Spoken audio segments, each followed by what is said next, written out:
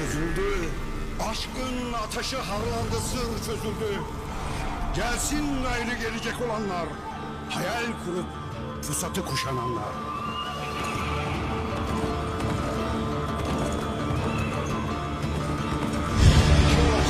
Töreyi yayacak olanlar.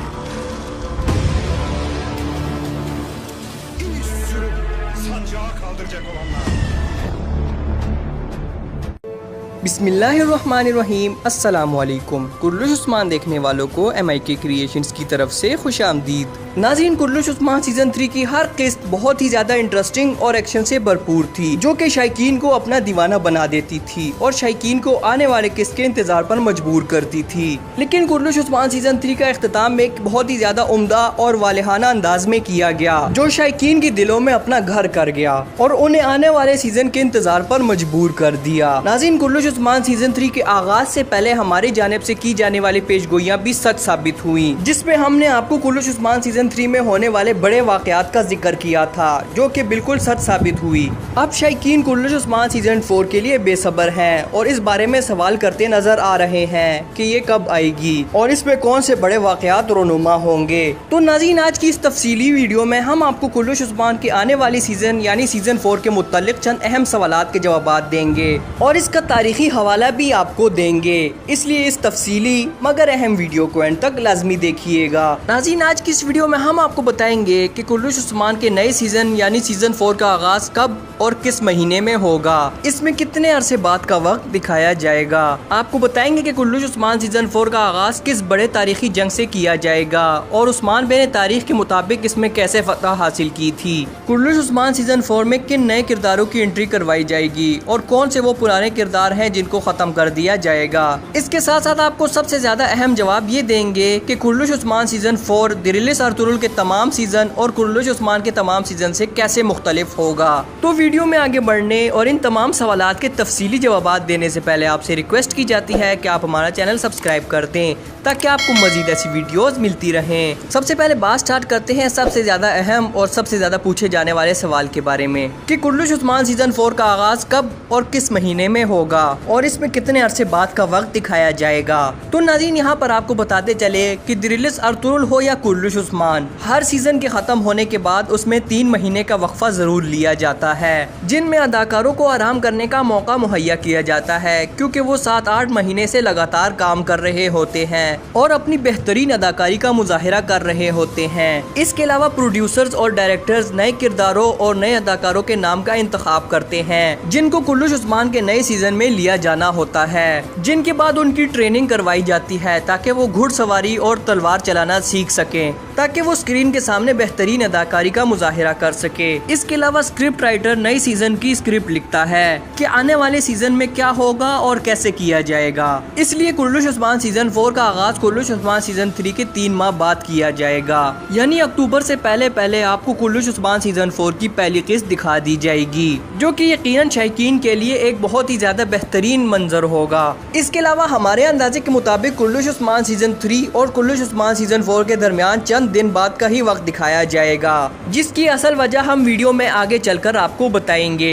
अब बढ़ते हैं अपने अगले सवाल की जानिब और आपको बताते हैं कि कुर्लुश उस्मान सीजन 4 का आगाज किस बड़े और तारीखी जंग से किया जाएगा। उस्मान बे ने इस जंग को कैसे फतह किया और तारीख हमें इस हवाले से क्या बताती है। तो नाज़रीन, जैसा कि हमने कुर्लुश उस्मान सीजन 3 के आखिरी किस्म में देखा कि उस्मान बे ने यनी शहर को फतह कर लिया, जिसे वो जल्द से जल्द और किसी भी हाल में फतह करना चाहते थे, क्योंकि शहंशाह की जानिब से एक बड़ी फौज उस्मान बे से लड़ने के लिए आ रही है। क्योंकि उस्मान बे के सिपाहियों की तादाद शहंशाह के सिपाहियों की तादाद से बहुत कम है, इसलिए ये जंग उस्मान बे को अकल से लड़नी पड़ेगी। इसलिए उस्मान बे ने यनी शहर को फतह कर लिया, क्योंकि यनी शहर वो वाहिद मरकज है जहाँ से उस्मान बे शहंशाह का बेहतरीन दिफा कर सकते हैं और ये जंग कम तादाद के साथ जीत सकते हैं। और तारीख में भी बिल्कुल ऐसा ही लिखा गया है। तारीख के मुताबिक जब उस्मान बे ने यनी शहर को फतह किया तो इसके साथ साथ इज़्निक का भी मुहासरा कर लिया, और जब शहंशाह को इस बारे में पता चला कि उस्मान बे एक के बाद एक मेरे इलाकों को फतह करता जा रहा है तो वो गुस्से में आ गया, जिसके बाद उसने बुरसा के कमांडर और इसके अलावा 3 और कमांडर्स को खबर भिजवाई कि उस्मान बे के खिलाफ जंग की तैयारी करो। और शहंशाह ने इस जंग की सदारत के लिए अपने एक रोमानवी कमांडर मुजालोन का इंतखाब किया, जिसे शहंशाह की तकरीबन 7 से 10 हज़ार की फौज की सदारत सौंपी गई, ताकि ताकि उस्मान बे को शिकस्त दे और उनसे अपने इलाके वापस ले ले। शहंशाह के फौजियों ने उस्मान बे का मुकाबला करने के लिए यनी शहर का इंतखाब किया और तकरीबन शाम और रात के वक्त उस्मान बे और शहंशाह की फौज एक दूसरे के आमने सामने थी। यकीनन शहंशाह की फौज उस्मान बे से 2 गुना थी, इसलिए उस्मान बे को अकल से ये जंग जीतनी थी, जिसके लिए उस्मान बे अपने साथ चंद सिपाहियों को लेकर जंग में आगे बढ़े जो कि नेज़ों से लेस और इस लश्कर का दिफा कर रही थी।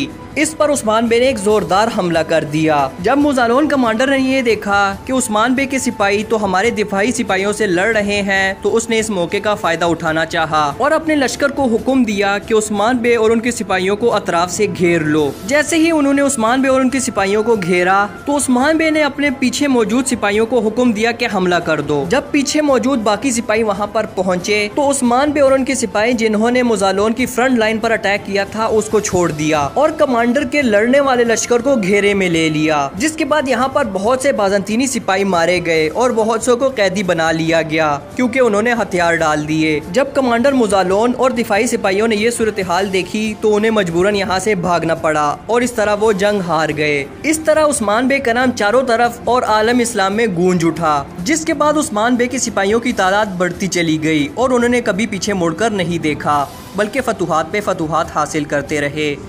चूंकि ये जंग सन 1302 में हुई थी और यनी शहर 1301 में फतह हुआ था, इसलिए कुल्लुश उस्मान सीजन 3 और कुल्लुश उस्मान सीजन 4 में इतने अरसे बाद का वक्त नहीं दिखाया जाएगा। अब बढ़ते हैं अपने अगले सवाल की जानिब और आपको बताते हैं कि कुल्लुश उस्मान में कौन से पुराने किरदारों को ख़त्म कर दिया जाएगा और नए किरदारों को शामिल किया जाएगा। तो यहाँ पर हमारे अंदाजे के मुताबिक आने वाले किस्त में ये बात तो कन्फर्म है कि अख्त तैमूर की शहादत होगी और हो सकता है कि बाइस अंगूर का नाम भी कुल्लुश उस्मान से ख़त्म कर दिया जाए। इसके अलावा कुल्लुश उस्मान सीजन 4 में आपको नए बाज़ंतीनी कमांडर्स देखने को मिलेंगे और उस्मान बे के नए बेहतरीन और करीबी साथी देखने को मिलेंगे और जैसे ही हमारे पास नए किरदारों के नाम आएंगे तो हम आपको फौरन अपडेट कर देंगे, इसलिए हमारे चैनल को सब्सक्राइब कर दें। अब बढ़ते हैं अपने अगले सवाल की जानिब और आपको बताते हैं कि कुल्लुश उस्मान का सीजन 4 कुल्लुश उस्मान के बाकी तमाम सीजन और दिरिलिस अर्तुगरुल के तमाम सीजन से कैसे मुख्तलिफ होगा। तो यहाँ पर आपको बताते चले कि दिरिलिस अर्तुगरुल के तमाम सीजन और कुल्लुश उस्मान के पिछले तमाम सीजन में उस्मान बे और अर्तुगरुल गाजी एक कबीले के सरदार हुआ करते थे जो कि सल्जूक सल्तनत के मातहत थी, लेकिन गुज़िश्ता सीजन में उस्मान बे ने सल्जूक सल्तनत से अपना इल्हाक खत्म कर दिया, जिसके बाद उन्होंने अपनी सल्तनत यानी सल्तनत उस्मानिया का ऐलान कर दिया और अपने सिक्के भी जारी कर दिए। यानी अब बहुत से तुर्क कबाइल उस्मान बे के मातहत होंगे, न कि सल्जूक रियासत के, जिसका मतलब है कि आने वाले किस्म में उस्मान बे आपको एक सरदार के तौर पर नहीं बल्कि एक सुल्तान के तौर पर दिखाए जाएंगे। यानी आने वाले सीजन में उस्मान बे सल्तनत उस्मानिया के पहले सुल्तान होंगे। इसके अलावा कुल्लुश उस्मान सीजन 4 में आपको बड़ी बड़ी जंगें देखने को मिलेंगी, क्योंकि आने वाले सीजन में उस्मान बे छोटे छोटे इलाकों को नहीं बल्कि मुकम्मल शहरों को फतह करेंगे। इसके अलावा अगर हमें कुल्लुश उस्मान सीजन 4 के मुतालिक कोई भी नई अपडेट मिलती है तो हम सबसे पहले आपके साथ जरूर शेयर करेंगे। इसलिए अगर आपको हमारी ये वीडियो तफसीली और अच्छी लगी तो 2 सेकंड लगाकर इस वीडियो को लाइक कर दें और चैनल को सब्सक्राइब कर दें ताकि आपको मजीद ऐसी वीडियोस मिलती रहें। मिलते हैं आपसे एक नई वीडियो के साथ, तब तक के लिए अल्लाह हाफिज।